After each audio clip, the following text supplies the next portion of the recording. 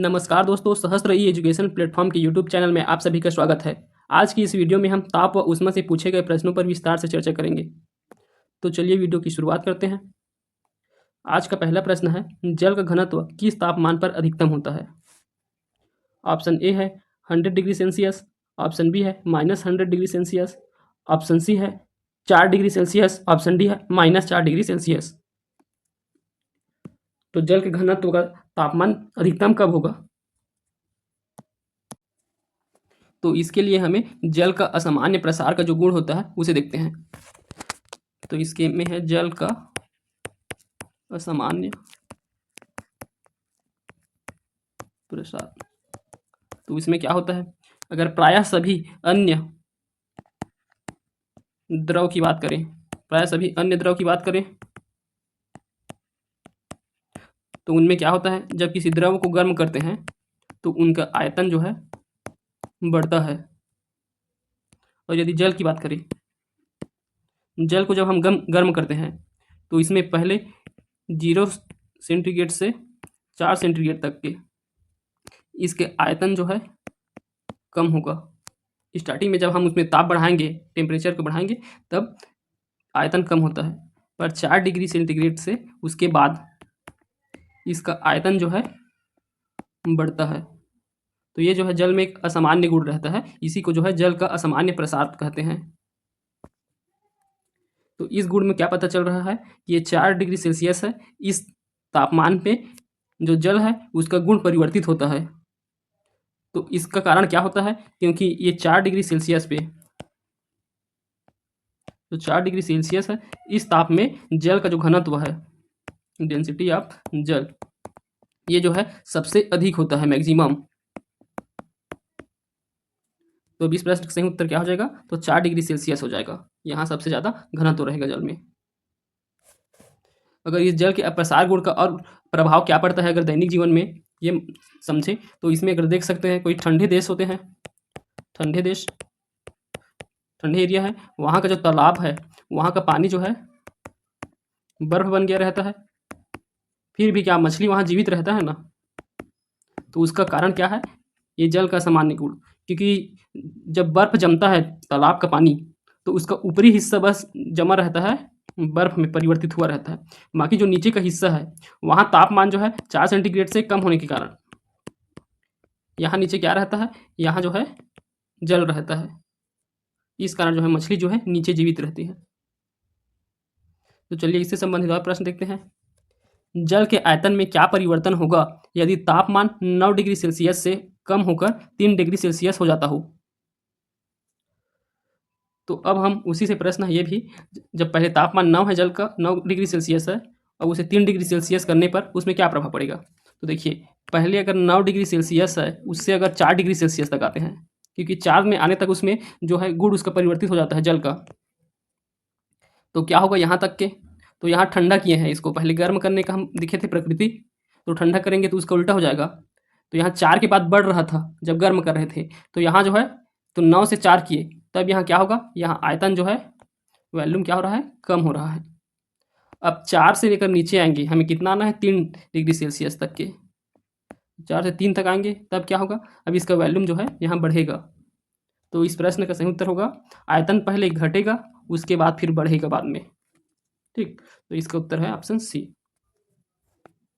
अगला प्रश्न देखते हैं। जब बर्फ पिघलती है तब ऑप्शन ए आयतन बढ़ता है, ऑप्शन बी आयतन घटता है, ऑप्शन सी द्रव्यमान बढ़ता है, ऑप्शन डी द्रव्यमान घटता है। तो इसमें क्या हो रहा है, बर्फ जो है पिघल रहा है, तो पिघल के जल में परिवर्तित हो रहा है। तो जब बर्फ जल में परिवर्तित होता है तो इसका आयतन जो है घटता है, और जब जल जमता है और बर्फ में परिवर्तित होता है तब इसका आयतन जो है बढ़ता है। ठीक, अब अगला प्रश्न देखते हैं।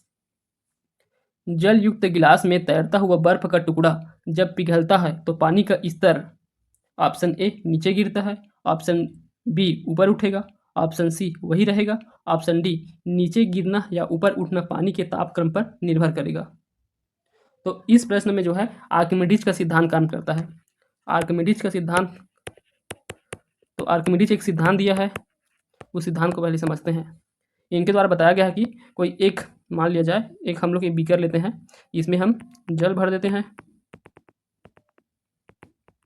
ठीक, तो इस जल भर रहे हैं इसमें, तो इस जल में अगर हम लोग एक ठोस डालते हैं कोई, जैसे इसमें बर्फ डाल रहे हैं, तो ठोस इसमें बर्फ, ये मान लिया जाए आंशिक रूप से ये डूबा हुआ है, तो ये बर्फ डालने की वजह से तो जल का जो स्तर यहाँ तक था वो थोड़ा ऊपर आएगा, इसका स्तर। ठीक, तो ये जो बर्फ है थोड़ा सा एरिया, यहाँ का आयतन जो है ये घेर रहा है, जितना उसका आयतन है बर्फ का, उतना आयतन वो जो है उस बीकर के अंदर जो जल है वहाँ घेरेगा। तो आर्किमिडीज ने अपने सिद्धांत में बताया है कि जितना एरिया में ये बर्फ डूबा रहेगा, तो जितना एरिया में बर्फ डूबा है उतना वो पिघलने के बाद, बर्फ जो है पिघलने के बाद उतना एरिया को ही विस्थापित करेगा, उतना एरिया को विस्थापित करेगा जितना में वो डूबा हुआ है।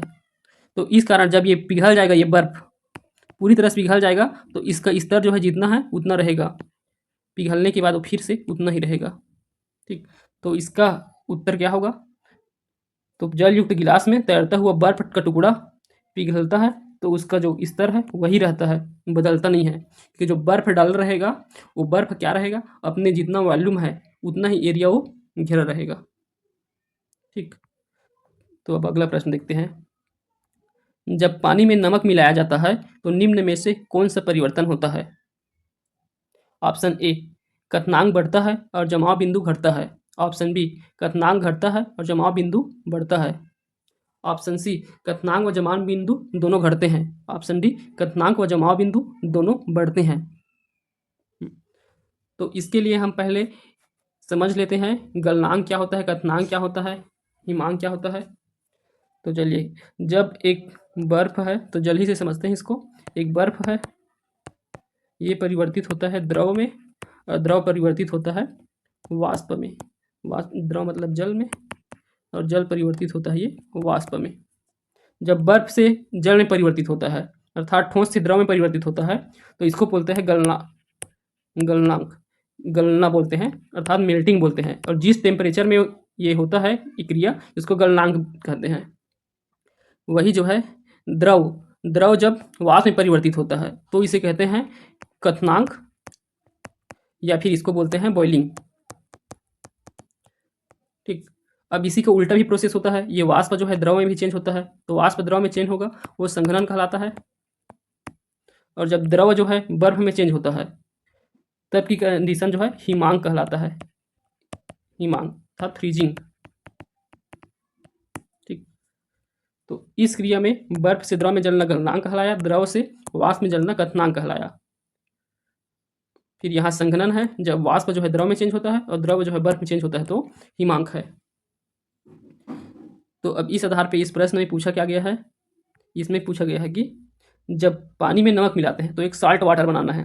एक जल है, उसमें नमक मिला दिए तो एक साल्ट हो गया। तो ये सॉल्ट वाटर है, इसमें क्या होता है, इसका बॉइलिंग पॉइंट बढ़ जाता है। जब नमक डाल देते हैं पानी में, फिर उसे गर्म करते हैं, तब वो थोड़ा लेट में गर्म होता है, इस कारण इसका क्वथनांक जो है बढ़ जाता है और जमाव बिंदु जो है घट जाता है, और इसको जमने में बहुत टाइम लगता है। तो ऑप्शन ए इसका सही उत्तर होगा। अगला प्रश्न देखते हैं।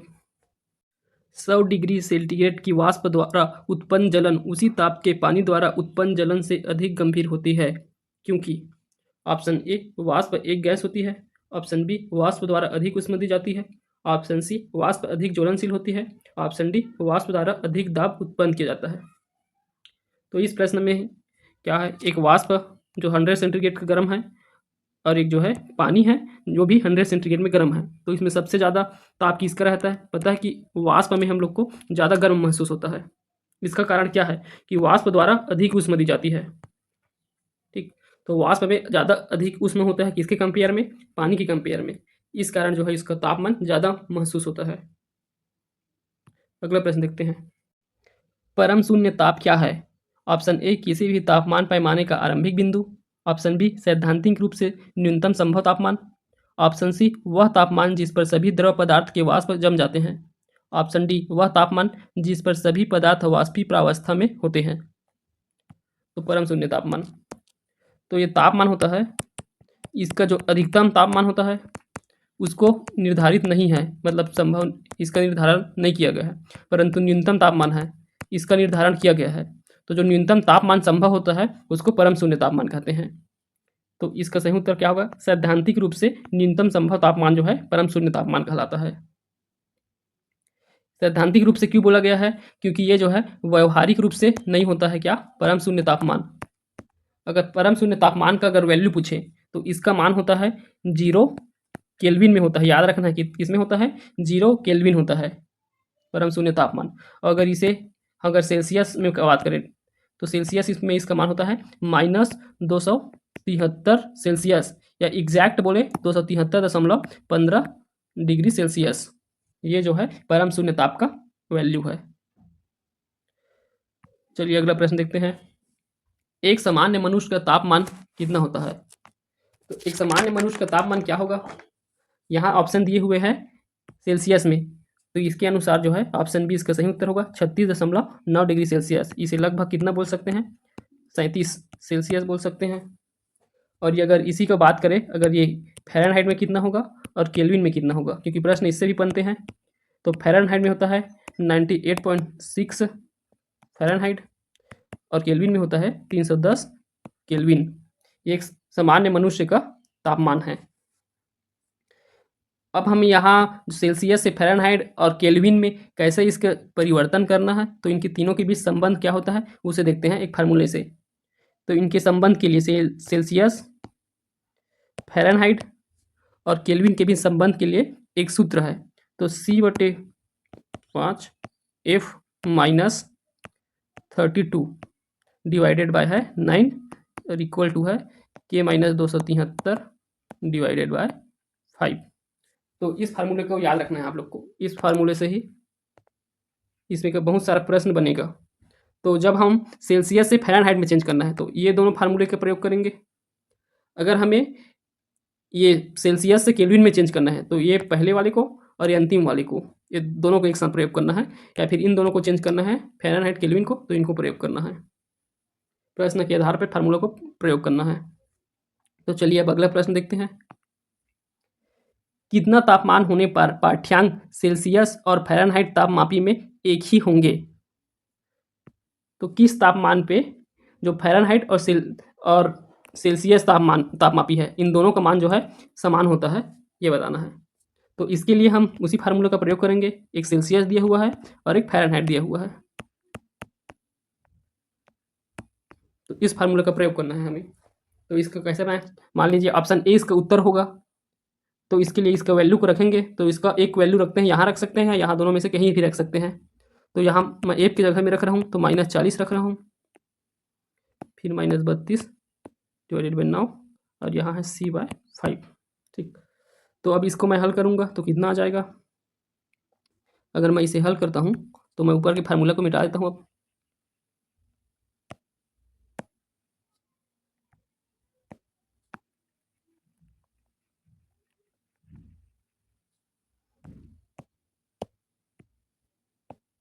चलिए -40 और 32 कितना हो जाएगा? ये 72 डिवाइडेड बाय 9 कितने बार में जाएगा?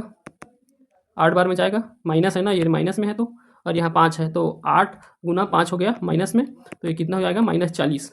तो सेल्सियस में भी इसका मान 40 आ गया और हम लोग फ़ारेनहाइट में माने भी थे 40। तो ये -40 सेंटीग्रेड में दोनों का वैल्यू जो है क्या होगा? समान होगा। तो इस प्रश्न का सही उत्तर हो जाएगा -40। ये प्रश्न बार बार रिपीट होता है ना कि सेल्सियस और फ़ारेनहाइट में दोनों का कौन से वैल्यू पे दोनों का मान समान होगा। जैसे कि देखिए फिर वही प्रश्न है, किस तापमान पर सेल्सियस और फ़ारेनहाइट पैमाने मेल खाते हैं? तो ये भी जो है -40 सेल्सियस में है या -40 फ़ारेनहाइट बोल सकते हैं इसको, दोनों में। ठीक, अब अगला प्रश्न देखिए। फ़ारेनहाइट पैमाने पर तापमान 200 फ़ारेनहाइट है, इसका मान सेल्सियस पैमाने पर क्या होगा? तो चलिए इसको भी उसी फार्मूले से निकालते हैं।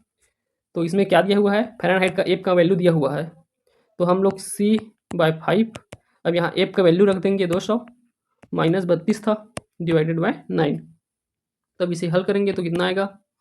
200 में 32 गया तो 168 डिवाइडेड बाई 9, तो कितने जाएगा? ये 3 से जाएगा 5 बार 6 और ये 3 से गया, ठीक।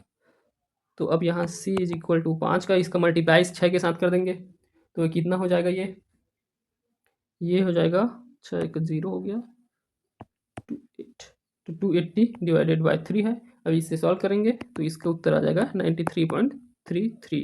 अब ये सेल्सियस में है तो डिग्री सेल्सियस, तो ये जो है इसका आंसर रहेगा। तो उसी फार्मूला का यूज करके जितना भी इसमें का न्यूमेरिकल आएगा जिसमें इसका पैमाने को चेंज करना रहेगा तो उसको कर लेंगे।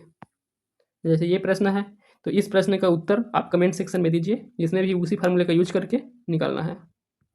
अगला प्रश्न देखते हैं।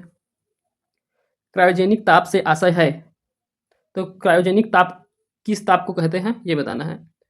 तो ये फैक्चुअल क्वेश्चन है। तो क्रायोजेनिक ताप जो है -150 डिग्री सेल्सियस को कहते हैं, तो इस तापमान को क्रायोजेनिक ताप कहते हैं। ये क्रायोजेनिक ताप क्या किसमें प्रयोग किया जाता है, तो ये जो है क्रायोजेनिक इंजन का प्रयोग करते हैं, तो वहाँ जो है ईंधन के रूप में क्रायोजेनिक ईंधन का प्रयोग किया जाता है। तो जो ईंधन का बनाते हैं उसको हम इसी -150 डिग्री सेल्सियस में रखते हैं, जो है अंतरिक्ष यानों में प्रयोग किया जाता है, ठीक। तो इसको याद रखना है, क्रायोजेनिक ताप का जो मान है वो -150 सेंटीग्रेड होता है। और ये क्या था, परम शून्य था, ये परम शून्य ताप, ठीक। अगला प्रश्न देखते हैं। ऊष्मा संचरण निम्न द्वारा होता है। ऑप्शन ए चालन, ऑप्शन बी संवहन, ऑप्शन सी विकिरण, ऑप्शन डी उपरोक्त सभी। तो ऊष्मा संचरण जो है तीनों के द्वारा होता है, तो उपरोक्त सही इसका सही उत्तर होगा। चलिए समझ लेते हैं ऊष्मा संचरण क्या है। तो ऊष्मा संचरण का क्या अर्थ है, जब ऊष्मा एक स्थान है वहाँ से जब दूसरे स्थान हम लोग ऊष्मा को ट्रांसफर करते हैं या भेजते हैं, तब जो है वो ऊष्मा संचरण कहलाता है, ठीक। तो ऊष्मा संचरण के जो है 3 विधि होता है, जो कि ये 3 विधि है। पहला है चालन, दूसरा संवहन और तीसरा है विकिरण। तो इनमें क्या क्या विशेषता होता है, क्या अंतर होता है। तो चालन के लिए माध्यम जो है ठोस होता है, इसके लिए माध्यम प्रयोग करते हैं, जो कि माध्यम में हम ठोस प्रयोग करते हैं। जैसे कि लोहा से चालन होता है विद्युत ऊष्मा का, तो वो जो है ये चालन के माध्यम से होता है। लोहा का गर्म करते हैं, उससे ऊष्मा जो है संचरण करता है एक स्थान से दूसरे स्थान में, तब वो जो क्या कहलाएगा, चालन विधि से ऊष्मा संचरण। और दूसरा संवहन है। अब इसके लिए माध्यम क्या रहता है, ठोस के अलावा जो द्रव गैस बच गए, द्रव और गैस ये इसके माध्यम होते हैं। और इसमें संचरण में अगर उदाहरण देखें, जैसे खाना पका रहे हैं वो हो सकता है जिसमें द्रव और गैस के माध्यम से ऊष्मा का संचरण हो, वो संवहन कहलाएगा। और तीसरा है विकिरण। तो विकिरण में क्या होता है, इसमें माध्यम ही नहीं होता है, इसका जो है निर्वात में जब संवहन होता है ऊष्मा का निर्वात में, तब जो है विकिरण कहलाता है। मतलब इसमें माध्यम की आवश्यकता नहीं होता। जैसे कि जो सूर्य का प्रकाश, जो सूर्य से ऊष्मा आता है वो पृथ्वी तक जो आता है, वो किसी माध्यम की जरूरत नहीं पड़ता, वो निर्वात में होता है। तो ये जो है विकिरण संचरण का उदाहरण हो सकता है। तो चलिए अब इससे रिलेटेड और प्रश्न देखते हैं। संवहन द्वारा ऊष्मा का स्थानांतरण हो सकता है। ऑप्शन ए ठोस एवं द्रव में, ऑप्शन बी ठोस एवं निर्वात में, ऑप्शन सी गैस एवं द्रव में, ऑप्शन डी निर्वात एवं गैस में। तो देखिए यहाँ क्या है, संवहन द्वारा। तो संवहन द्वारा ऊष्मा जो है गैस और द्रव में होता है, ठीक। तो गैस द्रव इसके माध्यम होते हैं।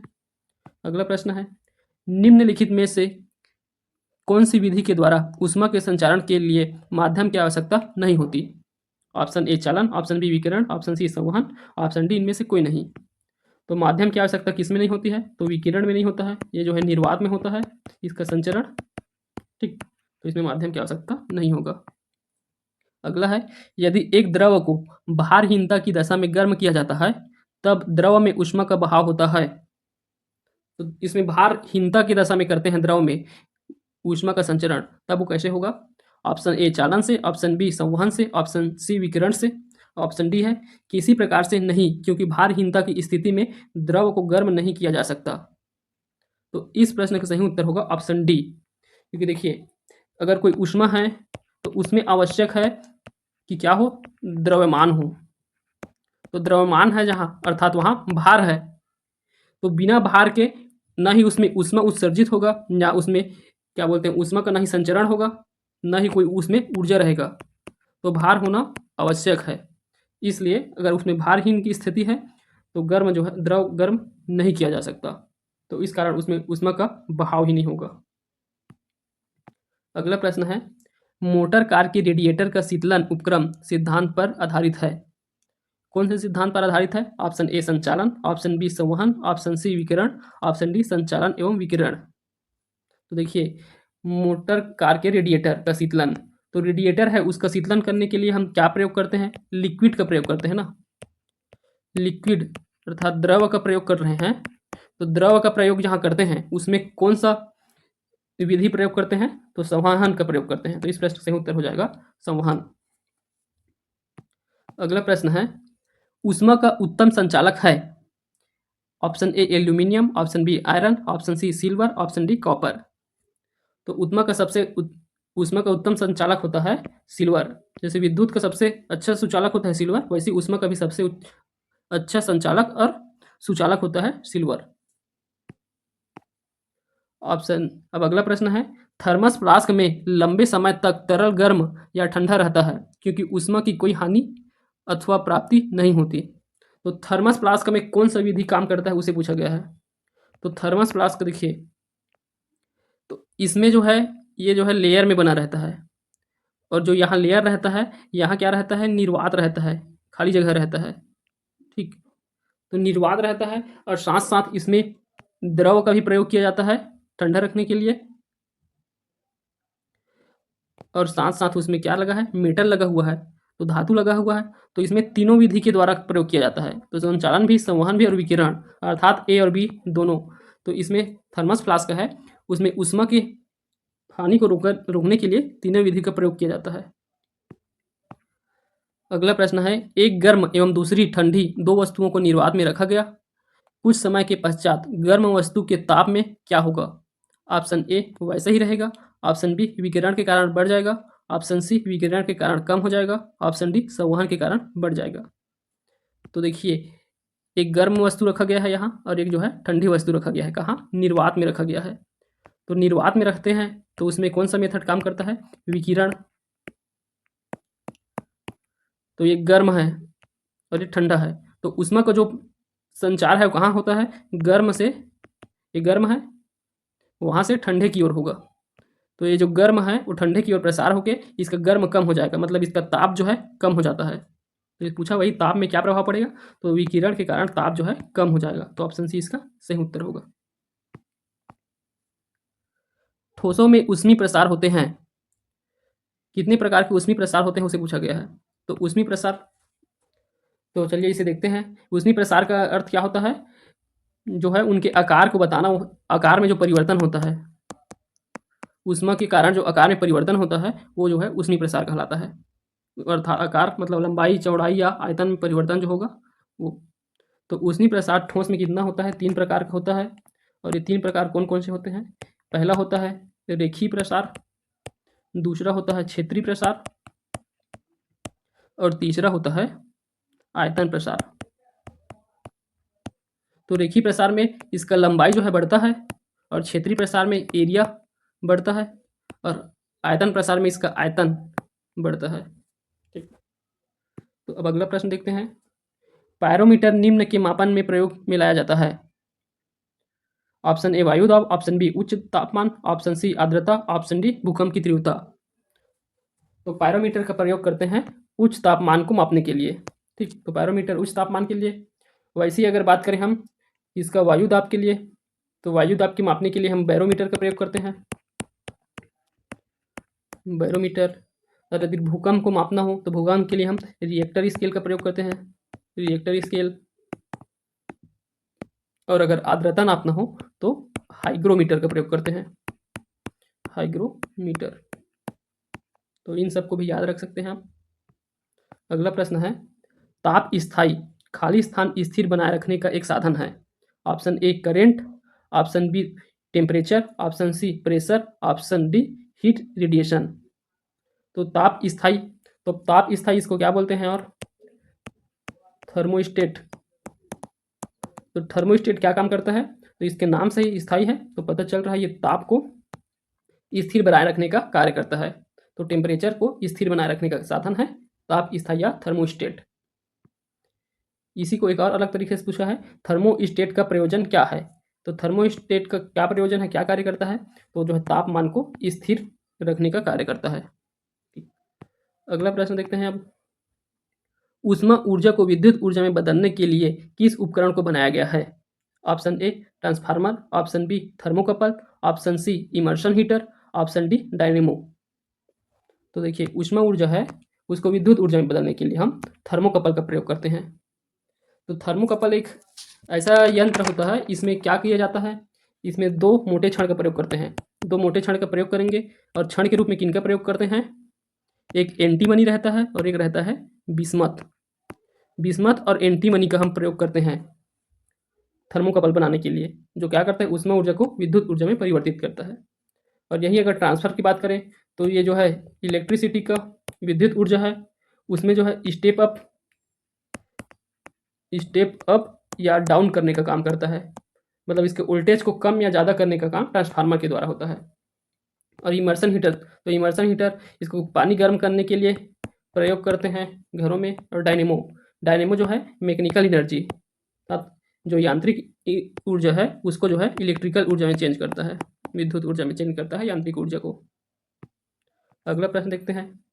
कमरे को ठंडा किया जा सकता है। ऑप्शन ए पानी के बहने से, ऑप्शन बी संपीड़ित गैस को छोड़ने से, ऑप्शन सी रसोई गैस से, ऑप्शन डी ठोस को पिघलाने से। तो कमरे को ठंडे करने के लिए क्या करना पड़ता है? संपीड़ित गैस को छोड़ना पड़ता है। जो कंप्रेस्ड गैस है उसको छोड़ने से कमरा जो है ठंडा हो जाता है। अब अगला प्रश्न है, ऊष्मा के विषय में सत्य कथन चयन कीजिए। तो पहला कथन दिया है ऊष्मा ऊर्जा का एक रूप है, तो ये सही है, ऊष्मा जो है ऊर्जा का एक रूप है। ऊष्मा विद्युत चुंबकीय विकिरण का एक प्रकार है, तो विद्युत चुंबकीय विकिरण का प्रकार नहीं है, ये गलत हो जाएगा। ऊष्मा कृष्ण वस्तु द्वारा अवशोषित होती है। कृष्ण अर्थात काला, तो काला वस्तु द्वारा अवशोषित होता है, ये भी सही है। काला द्वारा अवशोषित होता है और सफेद द्वारा ये क्या होता है? परिवर्तित होता है, सफेद द्वारा परिवर्तित। ठीक, तो इसे भी याद रखें। द्रवों में ऊष्मा संचालन द्वारा प्रवाहित होता है, तो द्रव है उसमें ऊष्मा संचालन द्वारा प्रवाहित होता है। तो देखिए यहाँ संचालन जो कि चलन को ही बोलते हैं, ये दिया गया है, तो ये गलत हो जाएगा, क्योंकि उस द्रवों में जो है क्या होता है? संवहन के द्वारा होता है। अभी संचरण पढ़े हैं ऊष्मा का, उसमें संवहन के द्वारा द्रवों में ऊष्मा का प्रवाह होता है। तो ये ऑप्शन दो, मतलब दो कथन और चौथा कथन जो है गलत है, तो 1 और 3 सही है। तो ऑप्शन सी उसका सही उत्तर हो जाएगा, ऑप्शन 1 और 3। अगला प्रश्न देखते हैं। पसीने का मुख्य उपयोग है। ऑप्शन ए शरीर का ताप नियंत्रित रखने में, ऑप्शन बी शरीर में जल की मात्रा संतुलित रखने में, ऑप्शन सी शरीर के विष पदार्थ निकालने में, ऑप्शन डी त्वचा के छिद्र से गंदगी दूर रखने में। तो पसीने का मुख्य उपयोग क्या होता है? ऑप्शन ए शरीर का जो ताप है उसे नियंत्रित रखने के लिए पसीने का मुख्य उपयोग है। फिर अगला प्रश्न देखते हैं। शरीर की सतह से संवेदन, जो पसीना ही है उसी को बोलते हैं संवेदन, द्वारा जल की हानि निर्भर करती है। तो शरीर से पसीना क्यों निकलता है ये पूछा गया है, तो इसके पीछे क्या कारण है? ऑप्शन ए केवल वातावरण के ताप पर, ऑप्शन बी केवल वातावरण की नमी पर, ऑप्शन सी ए और बी दोनों पर, ऑप्शन डी ए और बी दोनों पर नहीं। तो देखिए इस प्रश्न का सही उत्तर होगा ए और बी दोनों, क्योंकि पसीना के लिए क्या जिम्मेदार होता है? एक तो तापमान जिम्मेदार होता है और दूसरा जो है वातावरण की नमी, या इसी को आर्द्रता बोलते हैं। ये इन दोनों के कारण ही पसीना का जो है निकलना, बहना जो है इस पे निर्भर करता है। तो अगला प्रश्न देखते हैं। साफ मेघ रहित रातों की तुलना में मेघ आच्छादन रातें अपेक्षाकृत गर्म होती है, क्योंकि बादल। ऑप्शन ए ठंडी लहरों को आसमान से पृथ्वी तक उतरने से रोकते हैं, ऑप्शन बी पृथ्वी से छोड़ी गई ऊष्मा को परिवर्तित करते हैं, ऑप्शन सी ऊष्मा बनाते हैं और उसे पृथ्वी की ओर विकिरित करते हैं, ऑप्शन डी वायुमंडल से ऊष्मा को अवशोषित करते हैं और इसे पृथ्वी की ओर भेजते हैं। तो इस प्रश्न का सही उत्तर क्या होगा? तो इसका सही उत्तर होगा ऑप्शन बी, पृथ्वी से छोड़ी गई ऊष्मा को परिवर्तित करते हैं। तो कैसे होता है ये? एक साफ मेघ है, उसके तुलना में जब बादल छाया रहता है तब जो है तापमान ज़्यादा रहता है, गर्म ज़्यादा रहता है। जैसे कि देखिए ये बादल बना हुआ है, तो जो हमारा ऊष्मा जो निकलता है पृथ्वी में से, जो निकल रहा है ऊष्मा, वो जो है बादल में ही चला जाता है और बादल के द्वारा उसको परिवर्तित कर दिया जाता है। पृथ्वी की ऊष्मा को वापस से फिर से परिवर्तित करते हैं। इस कारण जो है जो ऊष्मा गया वो वापस स्पेस में नहीं जा पाया और वापस आ गया। इस कारण जो है यहाँ तापमान बढ़ जाता है। ठीक, तो इसका सही उत्तर हो जाएगा ऑप्शन बी। इसी प्रश्न को फिर एक बार पूछा गया है, बादल आच्छादित रातें स्वच्छ आकाश वाली रातों से अधिक गर्म होती है क्योंकि ऑप्शन ए बादल पृथ्वी तथा हवा में से ऊष्मा का विकिरण रोकते हैं, ऑप्शन बी बादल दिन में सूर्य की रोशनी को ग्रहण करते हैं और रात को गर्म को विकिरण करते हैं, फिर है ऑप्शन सी बादल वातावरण को आर्द्र बनाते हैं तथा ऊष्मा उत्पन्न करते हैं, ऑप्शन डी बादल हवा की गति को अवरुद्ध करके उष्णता उत्पन्न करते हैं। हाँ, तो इसका सही उत्तर हो जाएगा ऑप्शन डी, हवा की गति को रोक देते हैं और उष्णता उत्पन्न करते हैं। तो वही दो कारण होते हैं, एक तो परिवर्तित कर देते हैं, जो ऊष्मा गया है उसको परिवर्तित किए, और दूसरा होता है तो हवा की जो गति है उसको रोक देते हैं और ऊष्मा उत्पन्न करते हैं। अगला प्रश्न है कथन 1, लकड़ी के भूसे में लिपटी बर्फ शीघ्र नहीं पिघलती, इसका कारण लकड़ी का भूसा कुचालक होने से यह ताप संवहन को रोकता है। तो अब बताना है कथन और कारण में से कौन सही है कौन सा गलत है। तो ऑप्शन ए बोल रहा है कथन कारण दोनों सही है, कारण कथन को स्पष्ट करता है। ऑप्शन बी कथन कारण दोनों सत्य है परंतु कारण कथन को स्पष्ट नहीं करता। ऑप्शन सी कथन सत्य है कारण गलत है। ऑप्शन डी कथन गलत है कारण सत्य है। देखिए इसमें पहला कथन बोला गया है कि लकड़ी भूसे में लिपटी बर्फ शीघ्र नहीं पिघलती, तो ये सही है। दूसरा है लकड़ी का भूसा ये जो है कुचालक होता है तो ताप संवहन को रोकता है, तो लकड़ी का भूसा कुचालक होता है और ताप संवहन को रोकता है, तो ये बिल्कुल सही कारण है। तो कारण भी सही है और कथन भी, और ये जो है इसका सही स्पष्टीकरण भी दे रहा है, तो ऑप्शन ए इसका सही उत्तर हो जाएगा। अगला है ये भी कथन और कारण पर आधारित है, बर्फ का टुकड़ा पेय को ठंडा बना देता है। तो बर्फ टुकड़ा जो है किसी भी पेय पदार्थ को ठंडा करता है। इसका कारण है बर्फ पिघलने के लिए पेय से गुप्त ऊष्मा लेता है जिससे पेय ठंडा हो जाता है, तो ये भी बिल्कुल सही है, गुप्त ऊष्मा के माध्यम से ही जो पेय है उसको ठंडा करता है बर्फ। तो कथन सही है और कारण भी सही है और ये जो है सही स्पष्टीकरण दे रहा है, तो ऑप्शन ए इसका सही उत्तर हो जाएगा। अगला प्रश्न है, जब किसी बोतल में पानी भरा जाता है और उसे जमने दिया जाता है तो बोतल टूट जाता है क्योंकि ऑप्शन ए पानी जमने पर फैलता है, ऑप्शन बी बोतल हिमांक पर सिकुड़ता है, ऑप्शन सी बोतल के बाहर तापक्रम अंदर से ज़्यादा होता है, ऑप्शन डी पानी गर्म करने पर फैलता है। तो हम देखे हैं स्टार्टिंग में जब क्वेश्चन देख रहे थे उसी टाइम हम पहला कॉन्सेप्ट ही देखे थे, तो पानी जो है जमने पर क्या होता था, फैलता था। तो पानी जमने से फैलता है, इस कारण जो है बोतल में जब पानी जम जाता है तो जो बोतल टूट जाता है।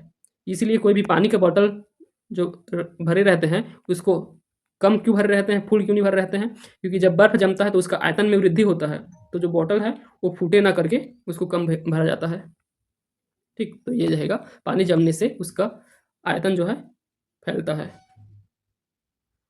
चलिए अगला प्रश्न देखते हैं, ठंडे के दिनों में लोहे के गुटके और लकड़ी के गुटके को प्रातः काल में छुएं तो लोहे का गुटका ठंडा लगता है क्योंकि ऑप्शन ए लोहे के गुटके का ताप लकड़ी के गुटके से कम होता है, ऑप्शन बी लकड़ी की तुलना में लोहा ऊष्मा का अच्छा चालक है, ऑप्शन सी लकड़ी की तुलना में लोहा ऊष्मा का खराब चालक है, ऑप्शन डी लोहे का टुकड़ा लकड़ी से भारी होता है। तो इसका कारण क्या होता है, तो इसका कारण होता है लकड़ी की तुलना में जो है लोहा ऊष्मा का अच्छा चालक होता है, इस कारण जो है लोहे जो है ज़्यादा ठंडा हो जाता है।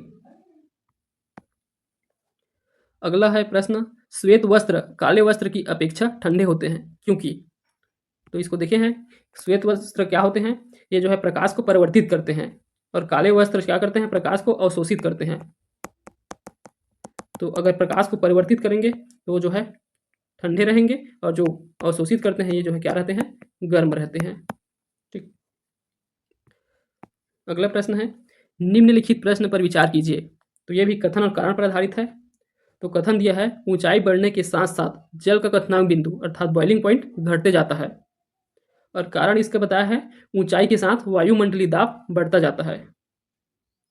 तो अब इसको देखते हैं, तो ऊंचाई के साथ वायुमंडलीय दाब बढ़ता जाता है ये कारण बताया है, जो कि बिल्कुल गलत है, क्योंकि जितना ऊंचाई बढ़ते जाता है अगर ऊंचाई बढ़ाएंगे तो उसका जो दाब है वो क्या होता है, बढ़ता नहीं है, ये क्या होता है, घटता है।